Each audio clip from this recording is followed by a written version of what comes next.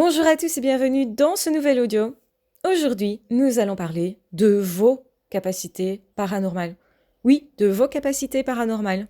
Et vous allez me dire, mais Catherine, je peux admettre que les médiums ont l'air de ressentir des choses, de voir des choses, d'entendre des choses de l'autre monde, mais moi personnellement, même si j'ai déjà entendu ce type d'histoire, je ne peux pas dire que je me sente avoir des perceptions extrasensorielles, que je me sente raccordée et justement en communication avec un autre monde, avec des esprits, des entités, etc. Non, je ne vis pas ça en fait. Et donc du coup, je ne sais pas si j'ai des capacités paranormales moi personnellement. Eh bien, je vais vous répondre.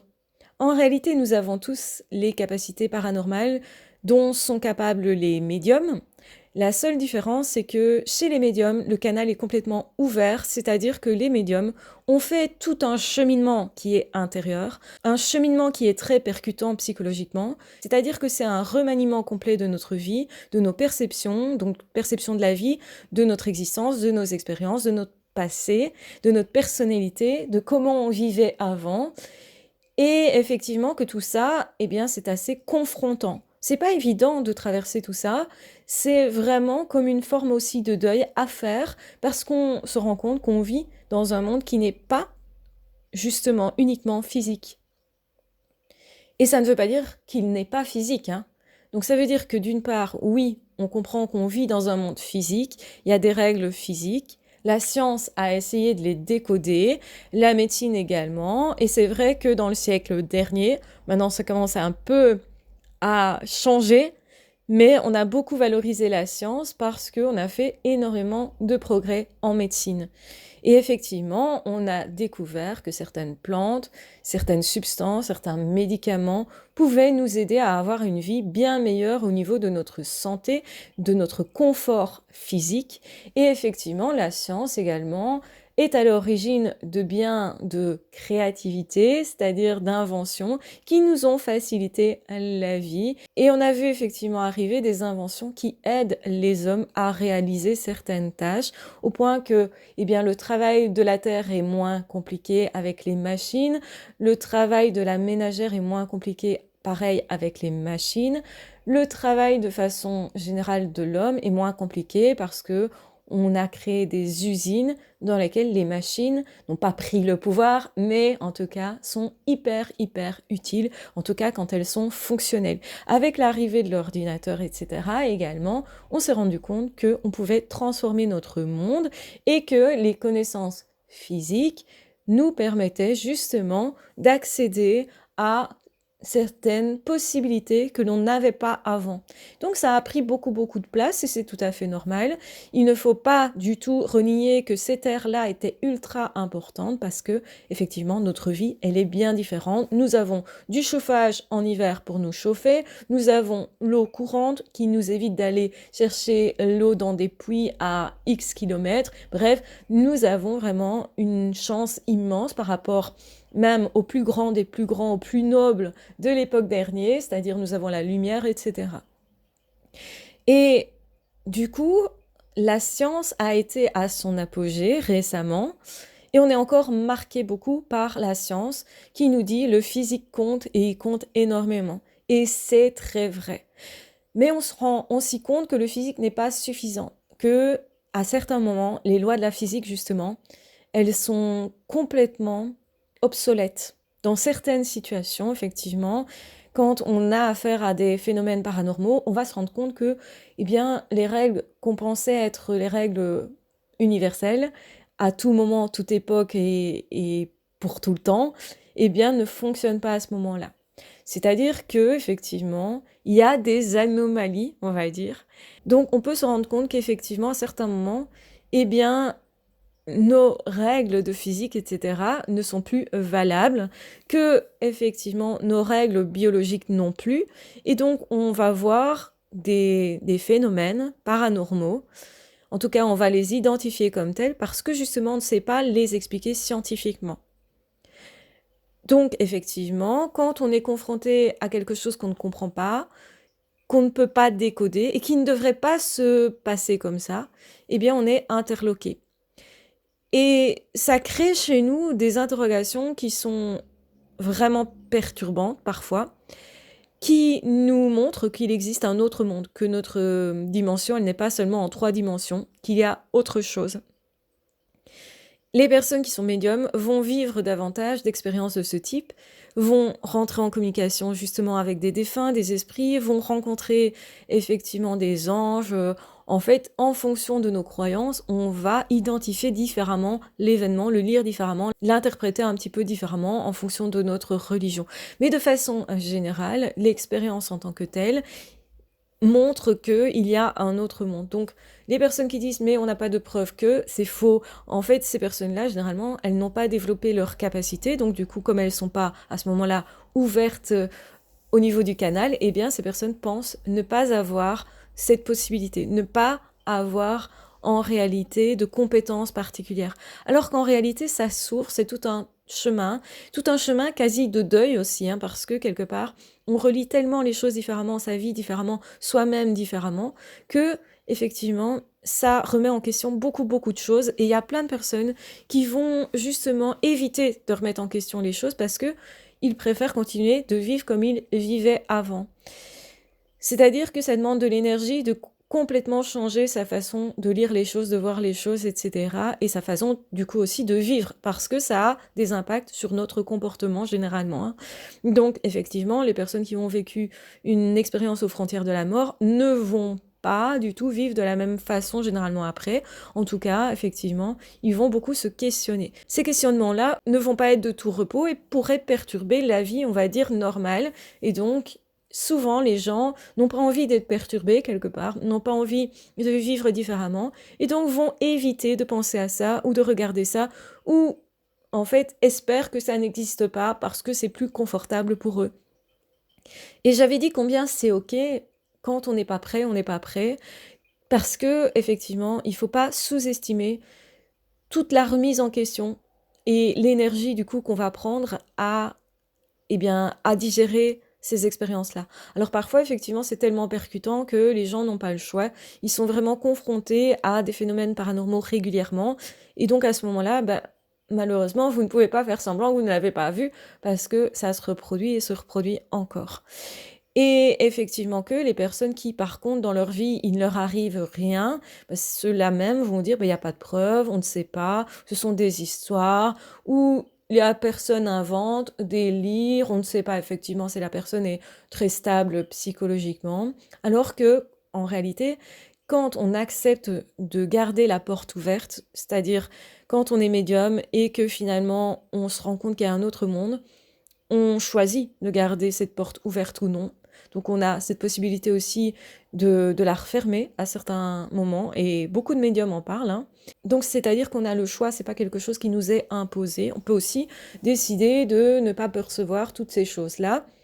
Mais généralement, quand c'est notre voie, quand on a en tout cas été OK pour recevoir des messages, recevoir, etc., ce type d'événement, je pense que ça revient dans notre vie de façon régulière et qu'on n'arrive pas à vivre vraiment bien, c'est-à-dire en paix, c'est-à-dire vraiment à être bien dans sa vie, dans son corps, sans être malade aussi, que si en fait on n'accepte pas ces événements-là, à un moment donné, on va être malade, on va être malheureux, on va effectivement avoir besoin d'autre chose. Et donc ça, c'est aussi le fait de beaucoup de médiums. Donc en réalité, les médiums le sont malgré eux, la plupart du temps. Il ne s'agit pas de personnes qui ont cherché quelque chose d'exceptionnel pour se mettre en lumière et parce qu'ils trouvent ça fun et parce que peut-être ils voulaient en faire un métier. Donc on peut être médium sans en faire un métier. Donc c'est ce que je fais ici, j'informe, mais je ne vends absolument rien, hormis peut-être des petits bijoux artisanaux que je crée moi, mais qui est une passion que j'avais bien antérieurement. J'ai toujours eu la passion des pierres, peut-être parce que je ressentais autre chose, hein, ça je ne sais pas exactement le déterminer, mais en tout cas, ce qui est sûr, c'est que je viens aussi d'une famille de créateurs, dans le sens, il y avait des artisans autour de moi, des personnes qui travaillaient de leurs mains, et qui était aussi intellectuel, donc il y avait les deux. Et donc moi j'ai vu ça, et forcément que quand vous grandissez dans ce type de milieu, je pense que vous avez plus automatiquement envie de créer des choses par vous-même. Donc il n'y a pas vraiment lieu de se dire qu'en fait, je vends quelque chose au niveau de la médiumnité, au niveau de la spiritualité. Au contraire, moi, mon objectif, c'est plutôt de vous dire que on a tous des capacités paranormales.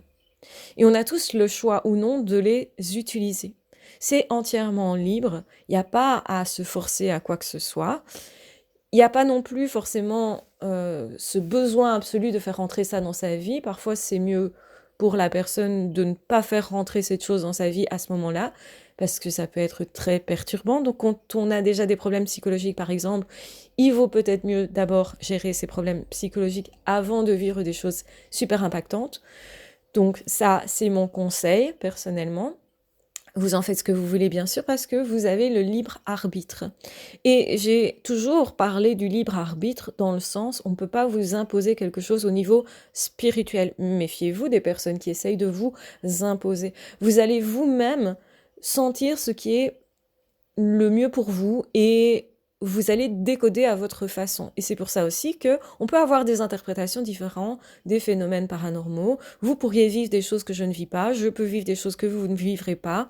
Et c'est ok aussi. Ça ne veut pas dire qu'on a tort ou raison. On est au-delà du fait d'avoir tort ou raison.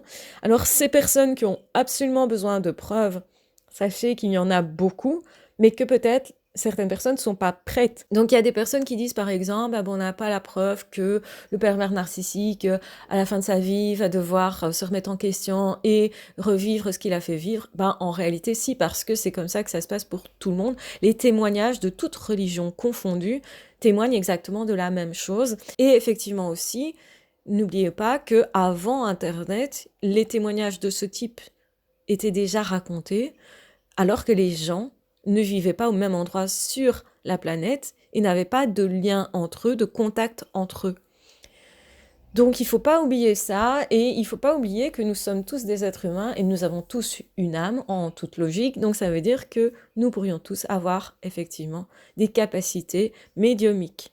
Alors, je ne dis pas que tout le monde doit vivre ça, je ne dis pas que c'est forcément le bon moment pour vous, mais sachez que vous avez aussi des capacités.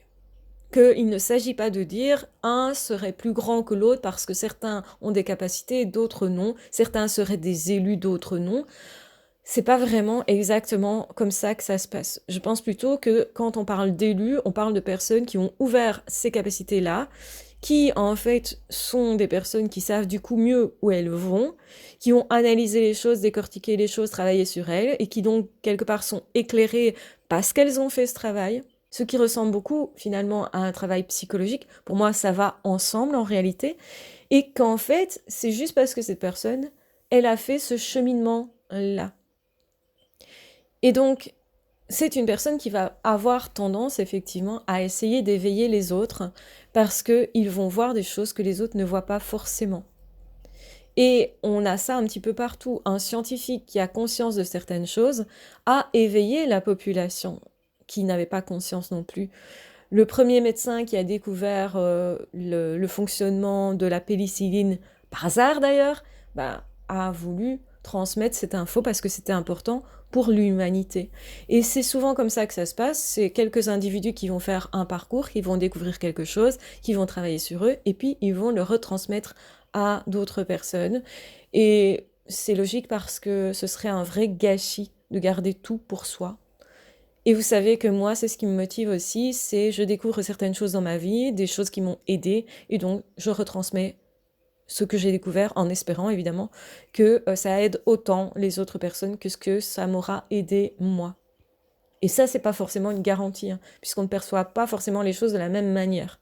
Et donc, si je vous retransmets mes connaissances ici au niveau spirituel, c'est sûrement pas pour vous dire « Ah, t'as pas de capacité, ou elles sont pas ouvertes, etc. » Donc, on n'est pas dans le « vous n'êtes pas éveillé et moi je le suis, et je suis supérieur. » Parce que ça, quand une personne fait ça, dit ça, c'est plutôt suspect. Pour moi, les personnes qu'on qualifierait de charlatans sont des personnes qui, d'une part, prétendent être au-dessus des autres, et d'autre part, vous diront que vous n'avez pas ces capacités, alors que c'est faux déjà, et aussi que ce sont des personnes qui vont profiter de vous d'une façon ou d'une autre. Ça veut dire profiter, ça peut être par l'argent, mais souvent c'est par le pouvoir surtout. C'est par de la manipulation sur vous. Et c'est certes important aussi de rappeler que vous avez un pouvoir à l'intérieur de vous, que vous avez des capacités à percevoir l'autre monde, et vous pourriez être prêt ou non, et ça c'est à vous à décider. Vous devez garder votre libre arbitre tout le temps. Et vous ne devez pas vous laisser embarquer dans des idées qui pour vous ne vous parlent pas. Comme je l'ai dit, c'est OK si quelqu'un va vous dire, moi j'interprète les choses comme ça parce que j'ai vécu ça. Vous n'avez pas vécu la même expérience, vous avez vécu une autre et vous interprétez différemment. On peut interpréter différemment selon sa religion, selon ses origines. Et en fait, on a tous raison parce que quand on analyse vraiment avec finesse et sans être dans l'ego, en fait, toutes les religions se rejoignent. Toutes les expériences, les questionnements, etc., tout se rejoint. Et c'est ça que je dis, c'est pas un hasard. Et nous avons tous, au fond de nous, ces facultés-là. Et j'espère que ça ne vous fait pas peur, qu'au contraire, ça vous rassure quelque part de vous dire, bah oui, en fait, c'est parce que c'est naturel. Moi, je pense sincèrement que c'est aussi naturel que de percevoir avec ses yeux, avec son nez, de percevoir effectivement d'autres choses, de l'autre monde. Et c'est juste une perception qui est à un autre niveau, mais qui existe chez chacun.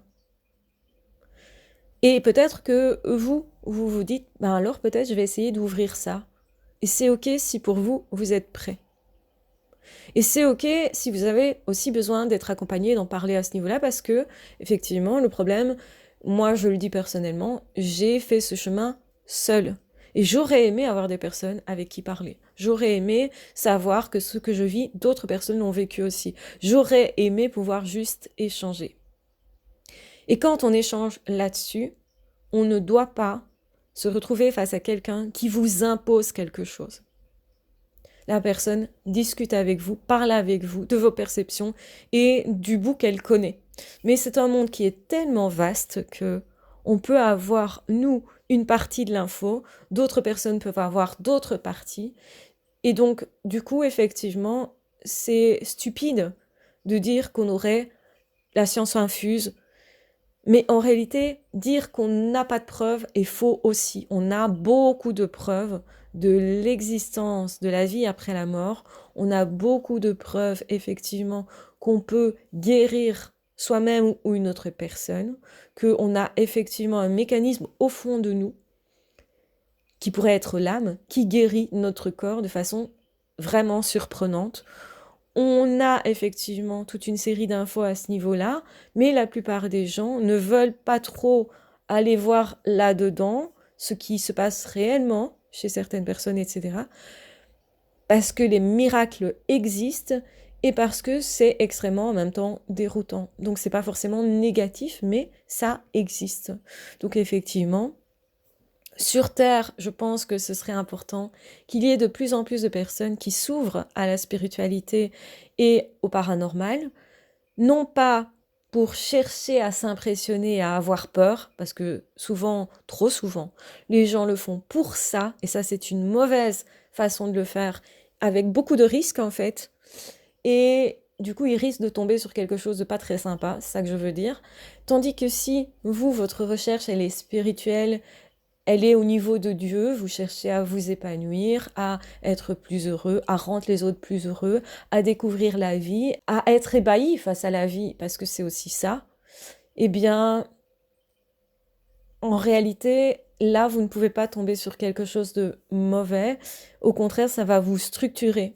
Et c'est important de regarder, est-ce que cette ouverture-là que j'ai, elle me structure ou elle me déstructure. Si elle vous déstructure, c'est sûrement parce que vous avez des émotions qui sont mal gérées à ce niveau-là, de la peur par exemple, de l'angoisse, peut-être aussi une dépression. Donc tout ça, si vous êtes dans des émotions négatives, je vous recommande vivement de ne pas toucher au paranormal si vous êtes dans de tels états. Ça ne veut pas dire que quand vous allez être serein par rapport à votre vécu, votre passé, vous n'allez pas pouvoir ouvrir ces capacités. Ces capacités sont en réalité en chacun de nous. Ces capacités, on les a tous. Il y a juste des personnes qui ont plus travaillé ces capacités-là, parce que ça se travaille aussi, hein. Une fois qu'on a découvert qu'il y avait un autre monde, eh bien, effectivement, plus on a de contact, plus on connaît les choses, plus on a de points de repère. C'est exactement la même chose, finalement, qu'en science. Plus vous faites des expériences scientifiques, plus vous comprenez cette expérience, plus vous la répétez, vous la reproduisez quelque part, ou plus elle se reproduit sous vos yeux, et plus vous arrivez à, justement, réfléchir à quelles sont les forces en action, etc. Au niveau du paranormal, c'est la même chose. Vous allez avoir peu à peu des points de repère. En fait, l'être humain, il est fait pour, justement, trouver des points de repère dans le monde, quel que soit ce monde. Et donc, effectivement, vous avez tous cette ouverture. Et donc, n'écoutez pas les gens qui vont vous dire que vous ne savez pas, que vous, forcément, vous n'avez pas ces capacités-là et que vous devriez les écouter, etc. Ça, ce sont des gourous, des personnes qui veulent possiblement manipuler ou des personnes qui n'ont pas conscience que chacun a ses facultés. Mais la plupart du temps, en fait, on est tous possiblement aptes à vivre des choses paranormales et ça pourrait tous vous arriver. Même, et souvent, c'est de façon inopinée. Donc on est parfois confronté à certaines choses que l'on ne comprend pas, que l'on n'explique pas scientifiquement, qui se produit une fois, et puis on se dit, bon, c'était juste une fois, et puis parfois, bah, ça se reproduit encore et toujours. Et quand ça se reproduit encore et toujours, bah, à un moment donné, on est bien obligé de constater que ça existe, que oui, on a des preuves, que simplement, eh bien, les personnes qui disent, il n'y a pas de preuves, sont des personnes simplement qui n'ont pas encore vécu ça, ou qui sont pas ouverts à ça, ou des personnes que ça perturberait trop de penser que ça existe, parce que c'est extrêmement déroutant psychiquement. Voilà, j'espère que vous aurez aimé cet audio, cette petite capsule qui, j'espère, vous aidera à voir plus clair aussi dans ce monde-là, et surtout à vous rassurer, vous avez tout ce qu'il faut si jamais vous vous trouvez en danger. Il se pourrait que cette faculté s'ouvre tout à coup. Parfois, on ne sait pas exactement pourquoi. Eh bien, ça apparaît dans la vie d'un individu, honnêtement. Je pense que c'est aussi une intervention qui ne vient pas que de nous. Ça, c'est ma théorie. Elle est peut-être fausse au final. C'est peut-être que ça vient de nous, mais d'une partie de notre âme et qu'on n'a pas conscience de tout. On connaît le fameux inconscient qui a été mis en évidence en psycho et je pense qu'effectivement l'inconscient pourrait tout à fait s'expliquer aussi de cette manière-là. Donc c'est peut-être une partie de notre âme et certainement, je rejoins aussi l'idée de Jung qui disait qu'il y a un inconscient collectif qui fait qu'on peut tout à fait connaître certaines choses des générations précédentes, que on a certains archétypes au fond de nous et que donc on sait faire déjà quelque chose, même quand on a été isolé d'un groupe, on peut avoir appris des choses qui sont comme des infos qui étaient dans l'inconscient collectif, que l'on met pour l'ensemble de l'humanité. Cette idée me plaît bien que on vive sur Terre et qu'un jour on décide de mettre nos connaissances dans l'inconscient collectif en se disant ça servira à d'autres personnes. Mon travail, tout mon travail servira à d'autres personnes et sera un don à l'humanité. Je trouve ça extrêmement beau comme idée. C'est une idée qui m'émeut et qui me motive beaucoup, je dois le dire. Et effectivement, bah, si je fais autant de vidéos, c'est pas parce que je suis motivée par rien, mais vous l'aurez compris que c'est ce qui me motive précisément à beaucoup partager et je l'espère en tout cas à vous donner des points de repère, à vous aider, peut-être aussi à vous apaiser avec ce que vous avez vécu. Dans tous les cas, ce que j'ai à dire, c'est que si vous avez vécu des expériences paranormales, ça ne doit pas être une honte et ça ne doit pas non plus vous terroriser. Ça ne doit pas non plus vous angoisser, ça ne doit pas non plus en fait, vous perturber profondément au point de ne plus savoir comment vivre. Si vous vivez des choses comme ça, sachez que d'autres personnes ont vécu ça et que ces personnes pourront vous aiguiller, vous aider et en tout cas en parler est le point de départ justement pour aller mieux avec tout ça.